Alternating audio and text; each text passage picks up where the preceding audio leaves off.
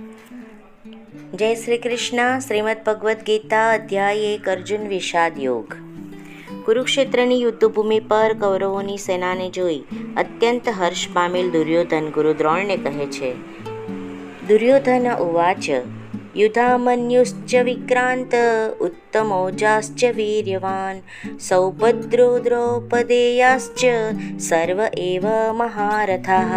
અર્થાત પરાક્રમી યુધામન્યુ, અત્યંત શક્તિશાળી ઉત્તમૌજા, સુભદ્રાનો પુત્ર અને દ્રૌપદીના પુત્ર એ બધા જ મહારથીઓ છે. અસ્માકં તુ વિશિષ્ટાયે તાન્નિબોધ દ્વિજોત્તમ નાયકામમ સૈન્યસ્ય સંજ્ઞાર્થતાન બ્રવીતિ. પરંતુ હે બ્રાહ્મણ શ્રેષ્ઠ, તમારી જાણ માટે હું મારી સેનાના તે નાયકો વિશે કહું છું કે જેઓ મારી સેનાને દોરવણી આપવામાં વિશેષ યોગ્ય છે.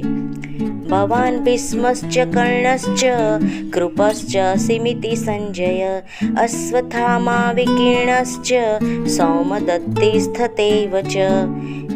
મારી સેનામાં સ્વયં આપ, ભીષ્મ, કર્ણ, કૃપાચાર્ય, અશ્વત્થામા, વિકીર્ણ, સોમદત્તનો પુત્ર ભૂરિશ્રવા જેવા મહાપુરુષો છે કે જેઓ યુદ્ધમાં હંમેશા વિજયી રહ્યા છે.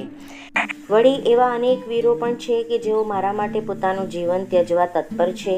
તેઓ વિવિધ પ્રકારના શસ્ત્રોથી સુસજ્જ છે અને યુદ્ધ વિદ્યામાં નિષ્ણાંત છે. આપણું સૈન્ય બળ અમાપ છે અને આપણે સૌ પિતામહ ભીષ્મ દ્વારા પૂર્ણપણે રક્ષાયેલા છીએ, જ્યારે પાંડવોનું સૈન્ય બળ ભીમ દ્વારા સારી રીતે રક્ષાયેલું હોવા છતાં સીમિત છે.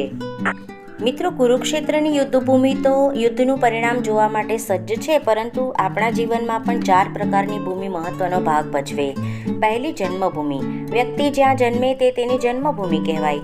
જન્મભૂમિ એ જ માતૃભૂમિ થઈ જાય. યોગાનુયોગ વ્યક્તિ દેશ પરદેશ 7 સમુદ્ર પાર ગમે ત્યાં જાય, ગમે ત્યાં રહે, પણ તેનું મમત્વ પોતાની જન્મભૂમિ પ્રત્યે રહેતું જ હોય છે અને રાખવું પણ જોઈએ. બીજું, કર્મભૂમિ. જન્મભૂમિ જીવન આપે તો કર્મભૂમિ પ્રાણ આપે છે. પ્રાણ એટલે રોજી. રોજીથી જીવન ધબકારા લેતું થાય. રોજી વિનાનું જીવન ધબકારા વિનાના હૃદય જેવું કહેવાય. કર્મની સફળતા તકને આધીન હોય છે. જેને જ્યાં તક મળે તેને ત્યાં કર્મક્ષેત્ર મળતું હોય છે. તક વિનાના કર્મ બહુ પરિણામદાયી હોતા નથી. પુરુષાર્થને પણ તકના સહકારની અપેક્ષા હંમેશા રહેતી જ હોય છે. હવે છે ત્રીજી, તીર્થભૂમિ. વ્યક્તિને જ્યાંથી ઉચ્ચ પ્રેરણા મળે તે તીર્થ કહેવાય, અથવા વ્યક્તિને જ્યાંથી વિશ્રાંતિ મળે તે તીર્થ કહેવાય. કર્મઠ વ્યક્તિને પણ થાક લાગતો હોય છે. થાકના વળી 2 પ્રકાર, શ્રમનો થાક અને નિષ્ફળતાનો થાક.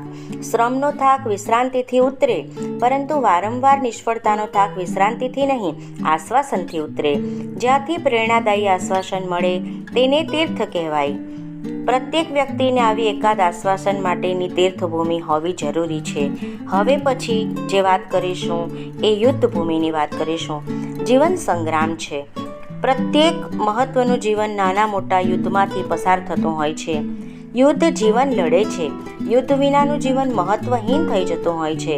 પરંતુ યુદ્ધને સામે ચાલીને બોલાવવાનું ન હોય, એવું કરે તે ઝઘડાખોર કહેવાય. પણ યુદ્ધ ન કરવું હોય તો પણ પરાણે આવીને વળગે તો એવા સમય અને સંજોગોમાં ભાગવું નહીં, જંગ ખેલી લેવો. તેથી વ્યક્તિની જીવન ક્ષમતા વધતી હોય. જીવન સંગ્રામથી ભાગી છૂટનારને કદાચ શાંતિ મળે, પણ તે વ્યક્તિ આખરે નમાલી શાંતિનો ભોગ બને છે. નમાલી શાંતિ અને સ્મશાન શાંતિમાં ઝાઝો ફરક હોતો નથી. મિત્રો, શ્રીમદ્ ભગવદ્ ગીતા એ આમ જોવા જઈએ તો માનવતાનું મહાકાવ્ય છે. મારો આપને અનુરોધ છે કે આપના સંતાનો ભલે શ્રીમદ્ ભગવદ્ ગીતાનું પુસ્તક વાંચવા બેસી ન શકે, પરંતુ તેમને સંભળાવજો જરૂર.